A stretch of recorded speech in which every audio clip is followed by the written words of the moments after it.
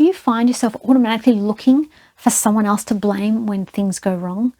I'm going to show you how you can stop blaming others for your problems, including practical examples and exercises. And I'm also going to share with you how to avoid that blame turning inwards towards yourself, which can be just as bad. We blame people for all kinds of things: our failures, our mistakes, our pain, our unhappiness, our problems, our issues, the weather. And blame starts as a defense mechanism. We're trying to protect ourselves from humiliation, which we experience as shame, or from punishment, which we experience as guilt or just negative ramifications. Blame is a coping mechanism. But when we habitually blame other people when things go wrong, it keeps us stuck. It stops us from learning and growing. It steals our energy because we're spending so much time and energy trying to find other people to blame for what's going on. It costs us our happiness and ultimately can end up ruining our lives. Blame stops us from looking at what's going wrong in our lives, what's not working, and it stops us from making changes for the better because we're focused in the wrong place. But when we stop blaming, it's very empowering because we can take back control. We can look at a situation and say, I don't like what's going on there, and I can do something about it. But it does take courage, it takes honesty, and it does take effort. I'm Nicola, and I used to blame everyone and everything for everything that went wrong in my life. But once I discovered just how liberating it is to take responsibility, everything changed, and my life is so much happier as a result. So I'm going to take you through a step-by-step process that will allow you to finally break free of the blame game. So what is blame? Blame is us externalizing our pain. We are projecting it onto other people.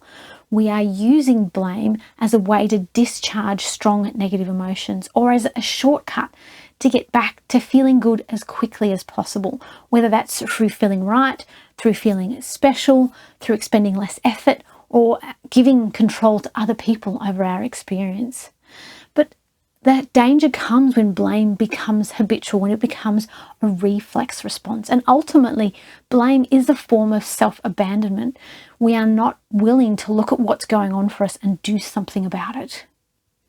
So the first really important step in this process is to take a long, hard look at ourselves and ask ourselves, is blame a habit? Is this something that I instinctively, reflexively turn to without even being aware of it sometimes, and understanding whether this is actually something that we are doing? It might be subtle, you might not realize you're doing it, but recognizing that is really important.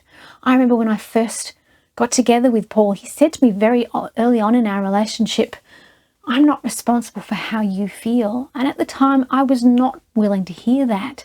And so being able to look at ourselves honestly and understand whether blame is an issue for us is really important. Once we realize that blame has become a habit for us and is an issue in our lives, the next really important step is to decide to make a change, to set an intention that we want to blame others less. Because until we make that choice, we're unlikely to actually make any changes. We need to make a commitment to actually changing things in our lives. Once I realized that in blaming Paul for my experience, I was giving away my power to him, that was enough for me to want to do things differently. I did not want to give him that power, and so that was my reason for deciding that it was time to make a change. Once we've taken an honest look at ourselves and decided that we want to make a change, the next really important piece is to believe that there is a lesson of value in these experiences. In these situations where we feel that urge to blame, there is something of value for us. To see those situations as an opportunity to learn and grow. Once I recognized that these difficult situations that I was coming into, where I felt that desire to blame someone else for my experience, were actually an opportunity for me to understand myself better and learn what was going on for me. That was all I needed, because that really motivated me to understand the value in these situations, to believe that I could do something about this and make a change. But one of the most important skills that you're going to have to develop to break out of the habit of blame is self-awareness. And I've got a whole video that takes you through different self-awareness activities that you might want to watch next. But that self-awareness allows you to be more mindful, to catch yourself in the moment as you're feeling that urge to blame others for what's going on. You can notice that happening and do something about it. And when you are more self-aware, it's harder in that situation to blame others for what's going on, but it also teaches you about yourself. You learn more about who you are, about your fears, your vulnerabilities, your insecurities, your expectations in that situation. And that can be incredibly valuable. That self-awareness allows you to start understanding what's going on. And as you catch yourself in that moment where you feel that urge to blame, the next step is to implement some kind of pattern interrupt, some kind of action that you can do that stops that standard blame response from engaging before it gets any momentum going. So whether that is saying things like stop, cancel inside your head, or whether it is giving yourself a timeout, or going for a walk, or meditating, any of these things can be really useful. And I've got a guide with 10 of the most popular meditation techniques that you might find helpful. But we need to find some way to interrupt that tendency to blame before it gains any speed. Another really important piece of interrupting that tendency to blame is to stop sharing your stories of woe. As tempting it is to vent, to talk to other people about all the terrible things that have happened and to get validation that you are justified in blaming these other people, when you keep retelling these stories in a way that isn't constructive, when you're just really looking for confirmation of your point of view, it's not actually taking you anywhere. All it's doing is reinforcing that habit of blame. I remember when my daughter was in primary school, she used to come home at the end of the day and complain about everything that happened during the course of that day, the people that were involved, the things that happened. And I realized that that was not helping her. So we tried different things like balancing every complaint with a positive or banning complaining. But the point was that allowing her to just constantly complain about the situation was just reinforcing for her the belief that everyone and everything else was responsible for the bad day that she just had. So as we catch ourselves starting to blame and interrupt that tendency, what do we do instead? Well, one of the best things you can do is to replace that desire to blame with curiosity, with an insatiable curiosity to understand what's going on, to understand everyone's role in the situation, to understand what's going on for you. Just that desire, that curiosity is really powerful in shifting your perspective from a desire to blame other people to a desire to really comprehend with accuracy what's going on in that situation. And as a scientist, for me, this was really easy because I've been curious about people and what makes them tick my whole life. So I could very easily use this tendency of mine to switch into this gear of, okay, let's get curious about people. Let's get curious about the situation. Let's try and understand what's actually going on here. And as you get curious, you naturally move to the next step of this, which is to reflect on the situation, to reflect honestly on what's actually going on in this situation, because there are very likely nuances and subtleties that you're not aware of in what just happened. There are likely details that you don't have that would help you better understand what's going on in this situation. And so think about, maybe that person just had a bad day, or maybe there's something going on with me that I'm not aware of. But by reflecting on that, it can give you useful insights into what might actually be going on under the surface.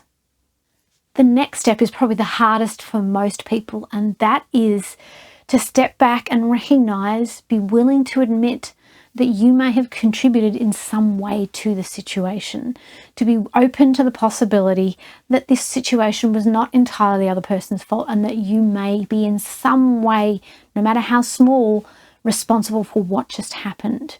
And that can be really hard because it means we're having to switch out of this desire to put all the responsibility onto the other person and to be willing to take some of that onto ourselves. And that was something that I had to come to realize in my conversations with Paul, that I was actually contributing to this, that maybe the way that I was saying things was coming across in a less than helpful manner, or maybe there was stuff that I was being triggered by that I wasn't even aware of that was shaping how I was responding to that. But by being open to the idea that I was making some contribution to the situation and that was my responsibility, that was a really big step in this process of stopping blaming him for what was going on. So as you open yourself up to this idea, this possibility that you have somehow contributed to the situation, it's really important to also bring in at the same time the idea of acceptance. Acceptance of what happened, acceptance of the facts of the situation, the reality, this is how it is, but also, really importantly, self-acceptance, to understand that yes, you may have contributed to this situation, but not to move into judgment or criticism or guilt or shame around that. To just use that as information, to be as neutral as possible, to accept the situation and yourself and your part in that as much as you possibly can. One of the best ways that you can interrupt the desire to blame and start to get to the underlying causes of what's going on for you is to ask yourself questions. And there are some particular questions that are really important here. Things like, what am I afraid of?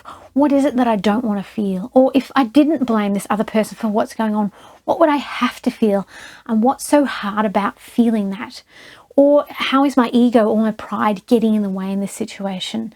So asking these kinds of questions can be really important to really get to the underneath of what's going on for you. And journaling is a great way to do this. And I've got a guide with over 100 journaling prompts that you might find helpful as you try and dig in to the underlying causes. What is really going on? What are you trying to avoid by feeling this tendency to blame someone else for what just happened?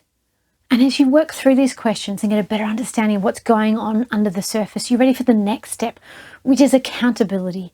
And accountability is made up of two main parts, attribution and ownership. Attribution is understanding what parts of this situation do I have control over? What parts of this situation am I responsible for? And ownership is owning your role in that situation. What did I do that contributed to this outcome? What could I have done differently? What might I do differently next time? And so understanding the combination of these two is really important. It's also a great opportunity to work on your triggers, to understand the patterns that may be playing out in these situations, that the responses that you're having may not be about this immediate situation, but to actually understand that there's something more going on beyond the surface appearance of that situation. I know in my conversations with Paul in the early days, I was very heavily triggered by many things. And even to this day, one of my triggers is being talked over. But understanding that that's one of my triggers means that I can own that part in the situation. When I do react badly when someone talks over me, I understand why that's happening. I understand the part that I'm playing in that, and I can take ownership of how that affects my experience of that situation. At the same time as we're developing our accountability in these situations, we also want to work on empathy, understanding other people's experience of this situation, seeing things from other people's point of view, trying to put ourselves in their shoes so that we can understand with empathy where they might be coming from, but at the same time also making sure that we have clear and realistic expectations, that if we are expecting people to behave a certain way, not only have we made those expectations clear so they know about them, but that those expectations are achievable, because it's not realistic to expect people to do certain things that are impossible. You know, if I want everyone to never talk over me, I know that's not realistic. I'd like that to happen maybe because of my triggers, but I understand that that's not a realistic expectation. But I also need to communicate that expectation so that other people understand if I do react badly to the way they're talking to me, they understand why that's going on. And so that empathy piece can be really helpful in making sure that we're less likely to blame others for what's going on. And as we work on developing accountability and empathy, it's also really important that we stay in integrity, by which I mean we stay true to who we are. We know what's important to us and we stay aligned with that as much as we possibly can. And where possible, we maintain our equilibrium as much as humanly possible. We try to keep our emotions on an even keel and not be so affected by what other people do. And if need be, we set boundaries. We set clear expectations about what kinds of behaviours we're willing to accept and what we're not willing to accept. And I've got a step-by-step guide on setting boundaries that you can use to do that. But setting those boundaries, understanding who you are, what's important to you, keeping that even keel can be really important as you move through this process of blame, because then you're less thrown by what other people do around you and to you.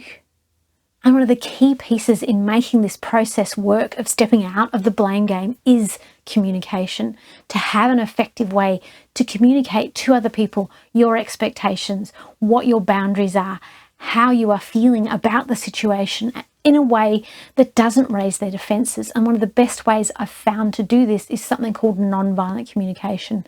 And I've got a step-by-step guide to that takes you through the process. But what you're doing is communicating your needs and experience to someone in a way that allows them to hear it. And it also encourages you to actively listen to what's going on for them, so that effective communication can really reduce those walls and barriers between people and allow you to see things from different points of view which reduces the chances that you're going to feel the need to blame someone else for your experience.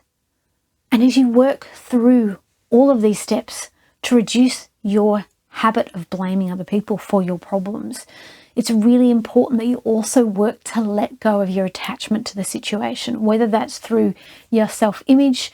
This is inconsistent with who I see myself to be, whether it's because you want people to behave a certain way, whether you want a certain outcome. Any of these attachments make it so much harder for you to work through this process of stopping blaming others.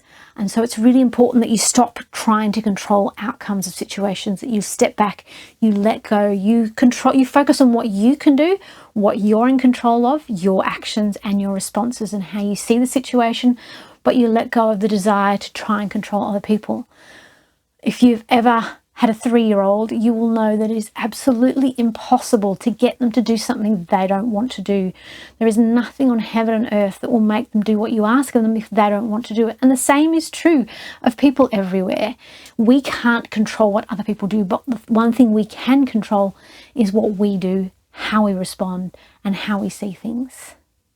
And of course, if you struggle with any of these steps, I highly recommend that you find someone to work with, because having an external, safe third party can be really helpful in helping you see, where your blame comes from, the feelings that you're trying to avoid, the habits you tend to fall into, and having that mirror, that reflection back to you can give you those insights that allows you to actually step away from that tendency to blame others. I saw a really helpful reframe from Tony Robbins around the idea of blame, and that is, if you're going to blame someone for bad things in your life, you also have to blame them equally for the good things in your life. Let's say you're blaming your parents for something bad that's currently unfolding in your life. If they had only treated me differently, I'd be happier. We need to look at that and understand that we wouldn't be who we are today or where we are today without them, and that there are good things in our lives as a result of those experiences, as well as there are bad. And so we need to actually acknowledge and appreciate the positive contributions that people make to our lives as much as the negative, and not get stuck just focusing on the negatives and in the blame game. But it's also really important that you don't step into self-blame, that you don't start to turn this blame onto yourself. This is not about taking the blame off other people and putting it wholly on ourselves. That's not helpful either. What this comes back to is this idea we talked about between attribution and ownership, understanding what parts of the situation you actually can control, that you are responsible for, and owning your part in that, but not taking on responsibility for things that you can't control, and not allowing other people to do that either, because that's what turns into self-blame, judgment and criticism. That's not helpful. That's just as damaging, just as harmful to your happiness, to try and take responsibility for everything. So acknowledge the parts that you do own, that you are responsible for, and that you can do something else and no more. So now you have a step-by-step process to break free of the blame game, to stop blaming others for your problems, to take control of your life, and to create a happy future for yourself. But to do this successfully, you're going to need to really turn up the volume on your self-awareness. So you want to watch this video next, and I'll see you in the next one.